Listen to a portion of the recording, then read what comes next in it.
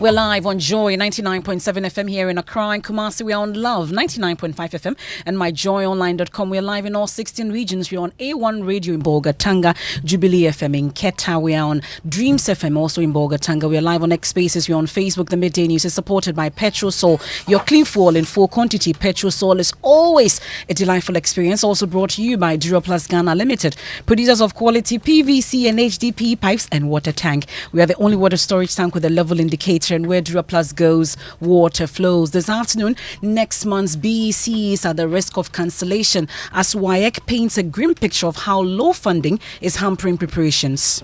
So we may be able to finish the printing of the question papers. Now, the conduct of the examination itself may be in limbo if we don't get any more money. Payment of supervisors and invigilators could probably be hanging around our necks. We'll get to hear from WAEC on this. Also, Ghana Statistical Service alarmed over the negative impact of persistent inflation on the health and education sectors, warning that failure by government institutions to implement proactive measures could further worsen the lives of Ghanaians. We definitely have to be proactive looking at the historical data. And the historical data is always available. We have more as the Ghana Statistical Service urges Parliament to desist from passing policies without statistical targets. Meanwhile, in Parliament itself, there are worrying levels of absenteeism as less than 50 out of the 275 MPs made it to the House yesterday, forcing the House to abandon crucial public business. Your members are still not here. They are following your presidential candidate dancing a zonto and saying, give me the steer. If you want us to take you serious, then have control of the people you lead. And then residents of Ojobi in the Central Region demand justice for a patient who died after she was allegedly carried in the Winneba Trauma Hospital's ambulance and dumped in a bush following difficulty in locating her family. Entumi nkoba se obi a yahye ne nan POP owo saati bi ono ankasa betumi epia ne ho atena hwe mu aba abeda ba bi ode na kyese ye nipa bi na ede no ebesi ho. We have details as the Ghana Health Service launches investigations into the matter. We have sports. The superstation Joy 99.7 FM begins its broadcast of the European Championships later tonight with Germany versus Scotland. Can't wait for that. And much later, their great-grandparents were taken away from Africa through slavery, and now they have visited for the first time to reconnect with their roots. We'll get to tell you about their experiences, about Ghanaian music, Jollof market, and more. I feel like I have a new source of where my power and my strength comes from. I got introduced to Jackie. We were watching one of her music videos. My mind is for you. My heart beats for you. That and more in this afternoon's edition of the Midday News. I am Emefa. Apawu, please stay on.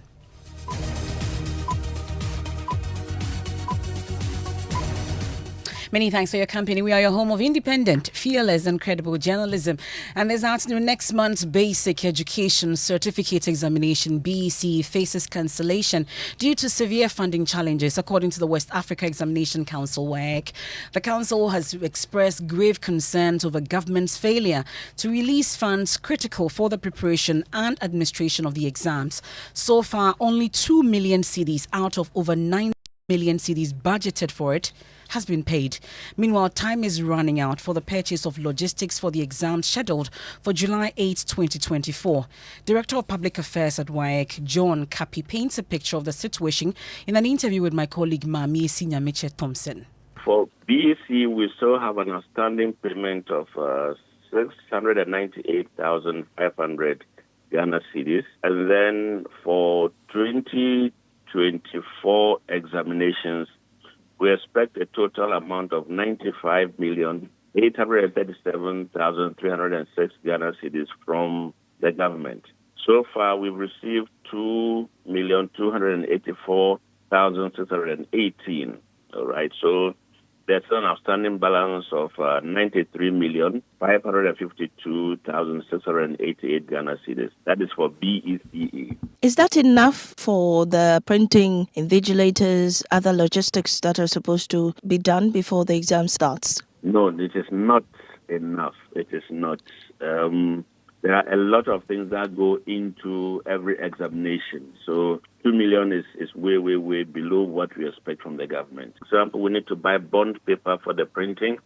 We have consumables that are needed at the printing press. We have industrial alcohol, we have ink, and all those other things. Of course, they also have to maintain the machines to ensure that they are in good working condition. Now, besides that, we also provide answer booklets for the candidates. We provide pencils for the candidates. We would need envelopes to envelope the question papers, with envelopes to envelope the scripts after the examination is done. So it's a wide range of items that we need. Besides all of this, we also need to send officers out there, who will keep custody of the question papers and issue them. We need to give them some per diem. We need to give them some hotel accommodation, allowance and all of that. So really, it's a whole lot of things that come together, to enable us cost the examinations. We are preparing a communication to the ministry. Actually, they have a copy of our budget already, indicating all these things I've mentioned already, and then how we arrived at the figure that we are charging for this year. So we are going to send a reminder to them to indicate that whatever we've received so far is woefully inadequate. And so sometimes a week to the activity, they call and ask that, okay, come pick up this check and that kind of thing. Well, that hasn't happened yet. Until that happens, what could be the challenges with next month's examination if the money is not readily available? If there's no money paid in, the biggest challenge will be that we cannot move out of Accra. So the exams would only be concentrated in Accra? Well, if I say we don't move out of Accra, Accra is the headquarters, and this is where we move all the material from. And so once we're not moving outside Accra, it also means that even Accra will be affected. If I understand you right, if additional payments aren't made by the ministry or government, that means the exams is likely not to come on. Literally, that's what it means, yeah. We work with timelines. And so with the resources that we have available, we've started printing. We have received answer booklets from our printers. And then also we have other stationery that will be needed for the examination. So we may be able to finish the printing of the question papers. Now, the conduct of the examination itself is maybe in limbo if we don't get any more money. Payment of supervisors and invigilators could probably be hanging around our necks if we don't get more money. So that's the Director of Public Affairs at WAEC, John Kapi, there interacting with my colleague Mami Sinyamiche Thompson. Well, the minority on the Education Committee in Parliament first raised the issue this week, calling for a payment schedule from government. We can hear Peter Nochukoto, ranking member.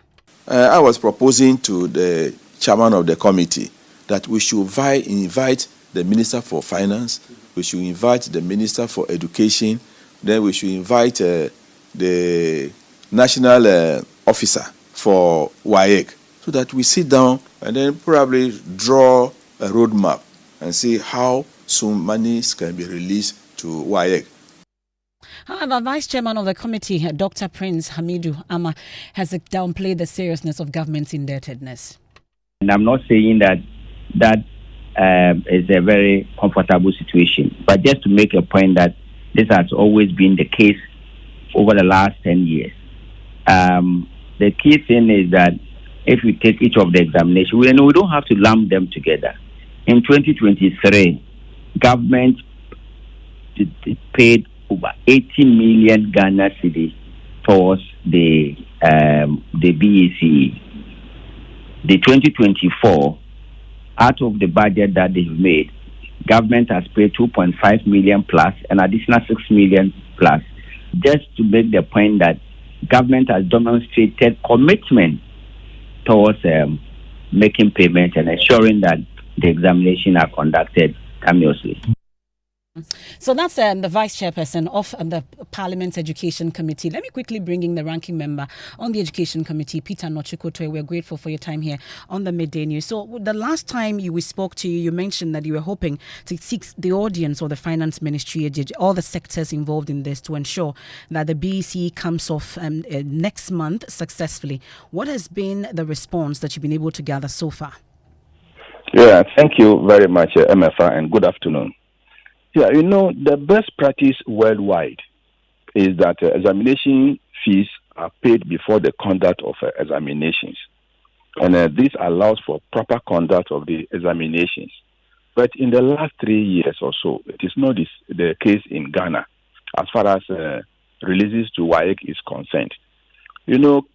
Candidates are to pay for the examination. Government is paying on their behalf. We have approved the budget. We sat down and agreed that a candidate should pay so and so for both the BEC and the WAEC. And every year since 2022, we have to talk as a committee or a minority before funds are released. And if you listen to the WAEC PRO very well, you will realize that the situation this year is worse than that of last year. Out of the 95 million, that is what they should pay for the BEC. Only 2.2 was paid, a balance of 93.5. How do they conduct the examination? And for even the WASE, which is in August, out of the 178 million, 0.3, nothing has been given to WAEC. Well, these are issues that we've heard the Public Affairs Director for WAEC raise, but the key concern, at least from Parliament, is that what is the explanation that has been given to your committee as to why this situation persists? No, when you say, oh, we'll release money, and WAEC can do otherwise. So it is the ministry. So the minority, we have demanded on the committee chairman to invite the ministers for education and finance, as well as the head of the national office of WAEC, so that we can meet as quickly as possible.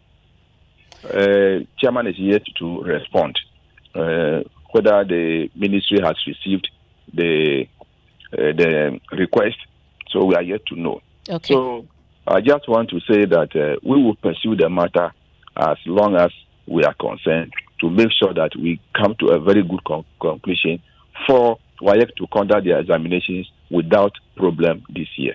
We are grateful. That's Peter Nochikota, ranking member on the Education Committee of Parliament. Well, the education and health sectors have been severely impacted by the persistent inflation, with a current rate of 23.1% as of May 2024, down from 25% in April 2024. These sectors have reportedly experienced a significant decline over the past period, with no signs of improvement. According to the Ghana Statistical Service, if the government institutions fail to take proactive and pragmatic measures in addressing the situation at hand, the living conditions of Ghanaians could further deteriorate. We can listen to the government statistician, Professor Samuel Kobna Enim, explaining the indicators.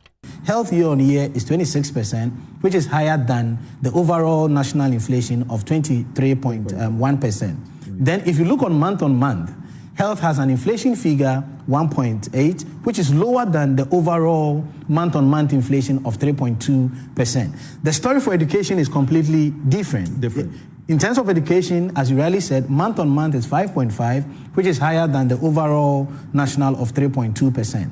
We keep saying that we need to start addressing our inflation challenges from a real sector point of view.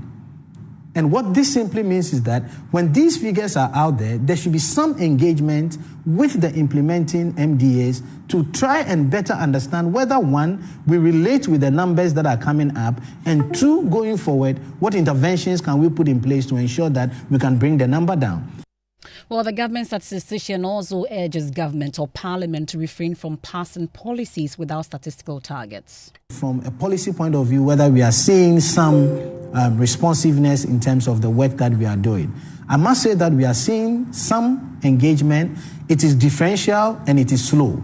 And this is what we want to hasten and make it cross-cutting across all the ministries. A recent example is our engagement with the Ministry of Food and Agric.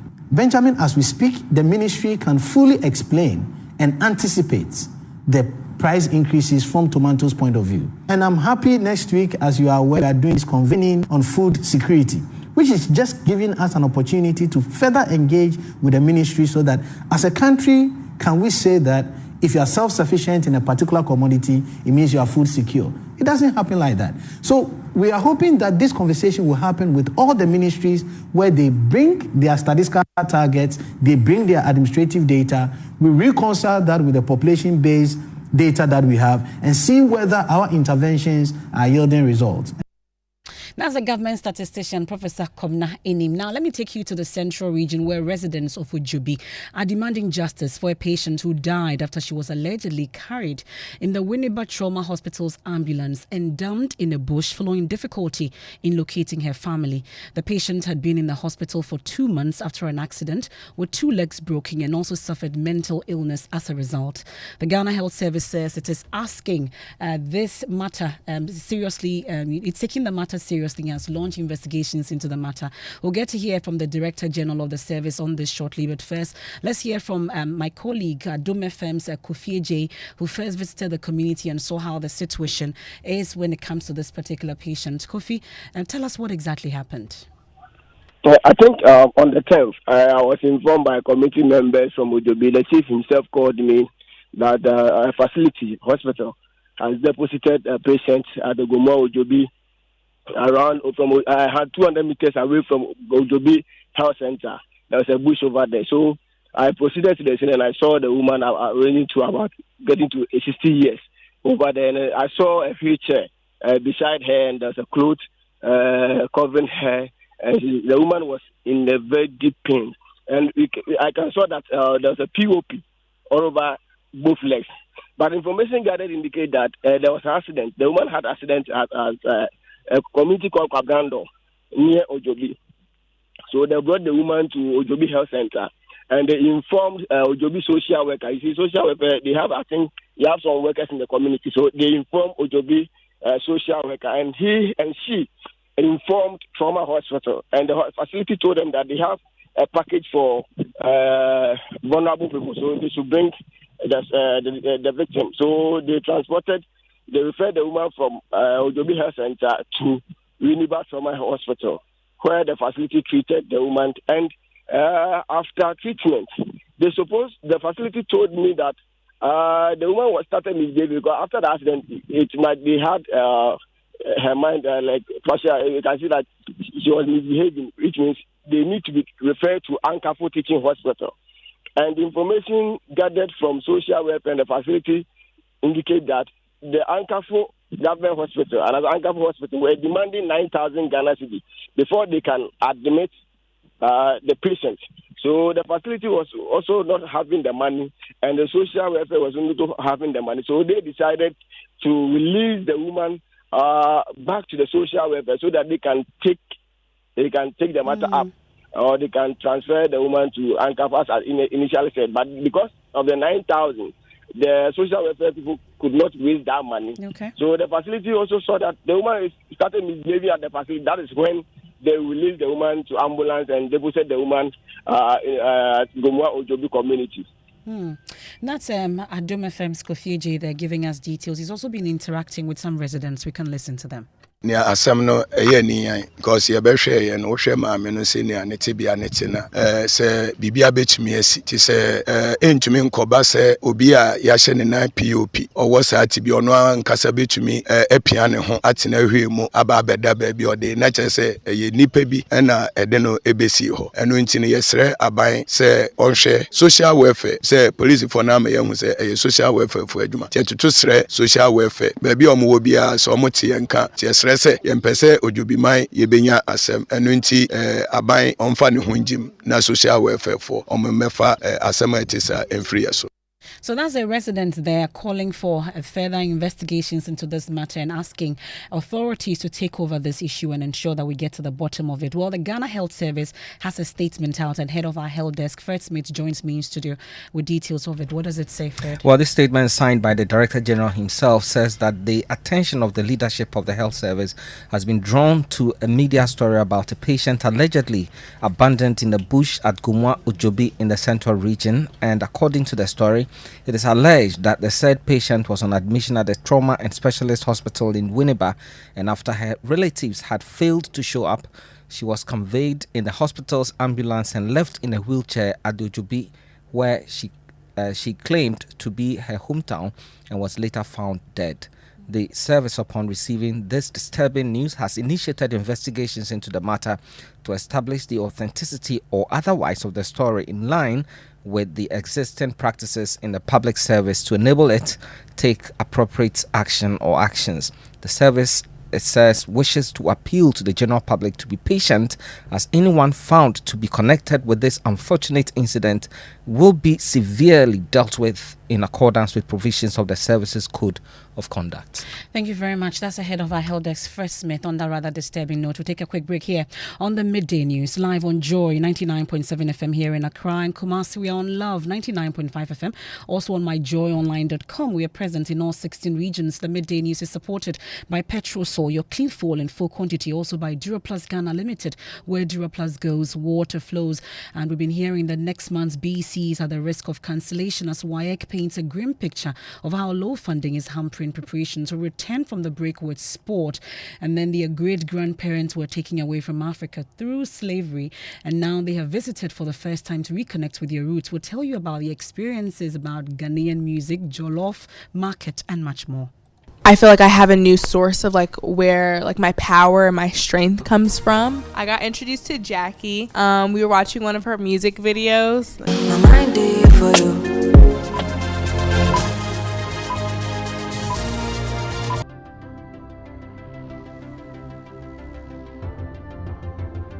When budgets are tight and money difficult to come by, you want to be sure you get the best value for your money. These are not times to be spending money fixing expensive engine problems because of cheap fuel and lubricants. Drive to a Petrosol station today and buy your quality fuel and lubricants, and rest assured of fuel that lasts long and lubricants that prevent expensive engine problems. Hear the sound.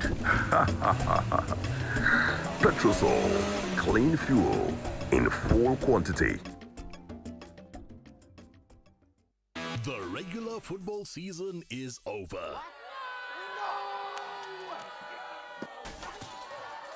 But not for us here at Supersport. We've got a big deal coming your way.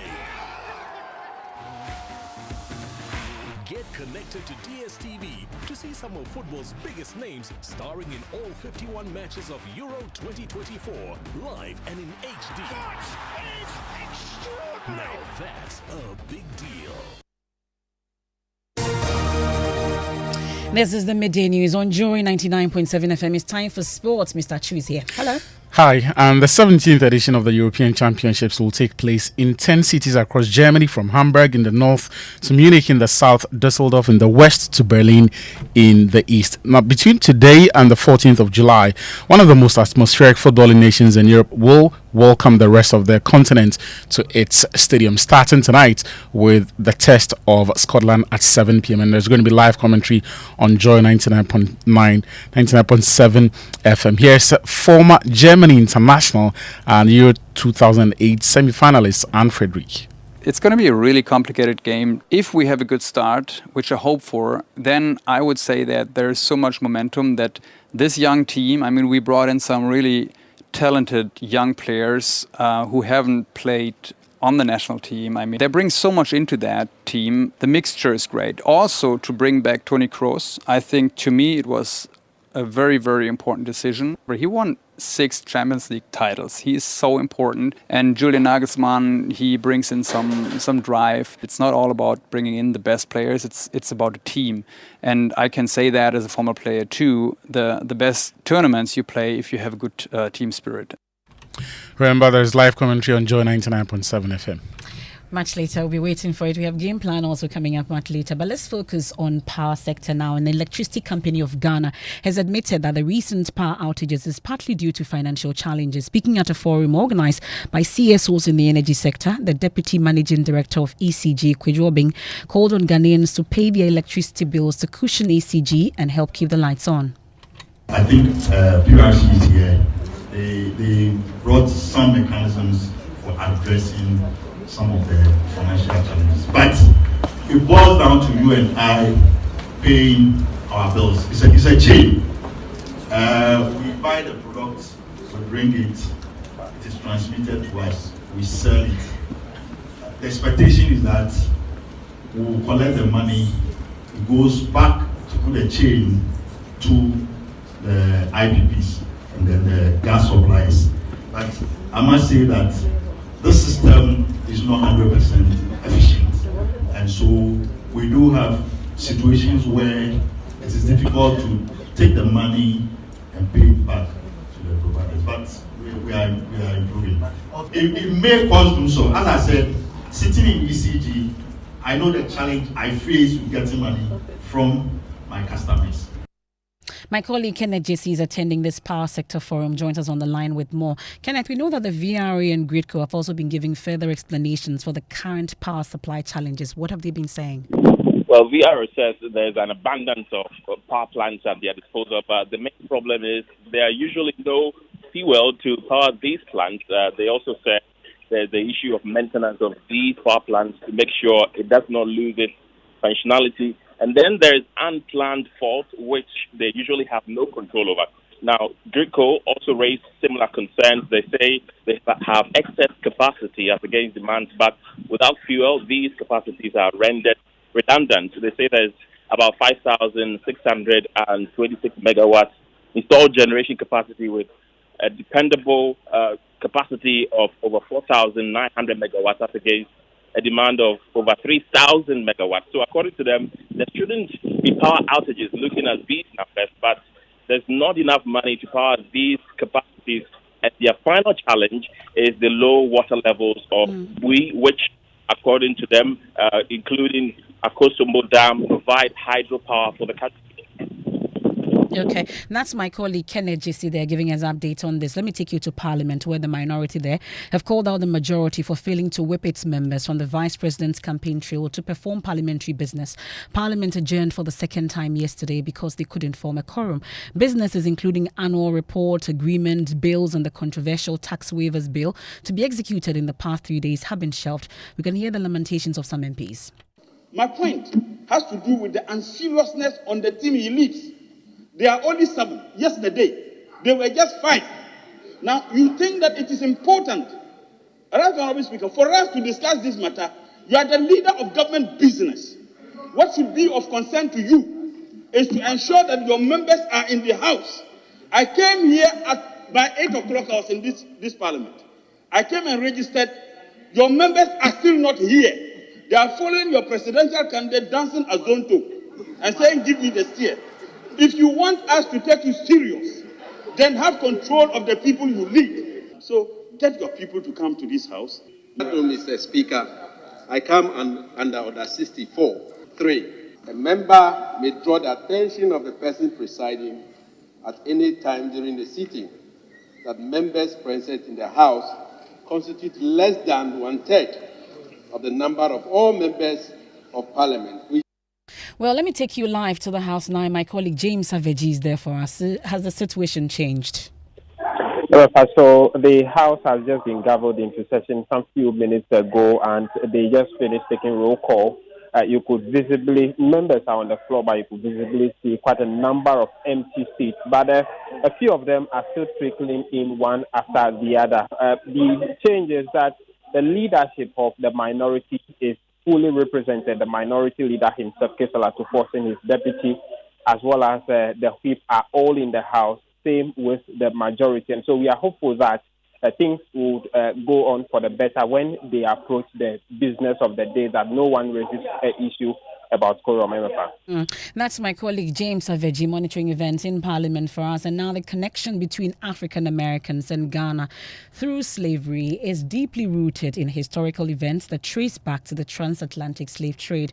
Initiatives such as the Year of Return have contributed to more of them returning to the continent. Maxwell Agbagba has been interacting with some African American students from Spelman University in the US. Here's more in this report. It is a hot afternoon and I'm here at the International Programs Office of the University of Ghana to meet students of Spelman College. They are on a short exchange program organized by the Council on International Educational Exchange, CIEE.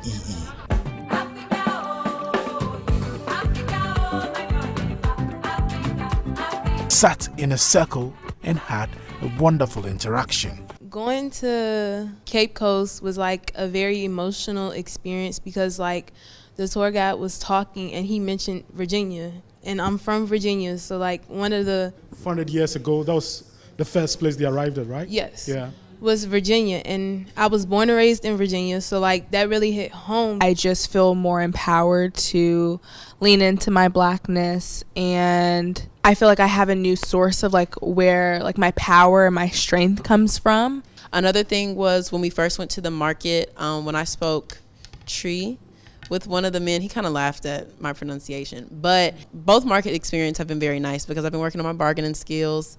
And then also, I would say getting my hair braided. And Jackie is featuring there. And the Love FM High School debate moves into round of 16 in the showcase of prowess in wit and oratory. 16 schools in the Ashanti region are set to slug it out in the 1/8 stage of the Love FM Pep Student High School debate. And of course, the NSMQ is also on. There's a packed weekend, and MNJ, they're here. Yeah. Diffe is trending on Twitter. Diffe. This time, it will trend the whole year. Okay, this time not a song, but someone's results got leaked online, and he had DEFE. And this is university results. University results. So that's Diffe.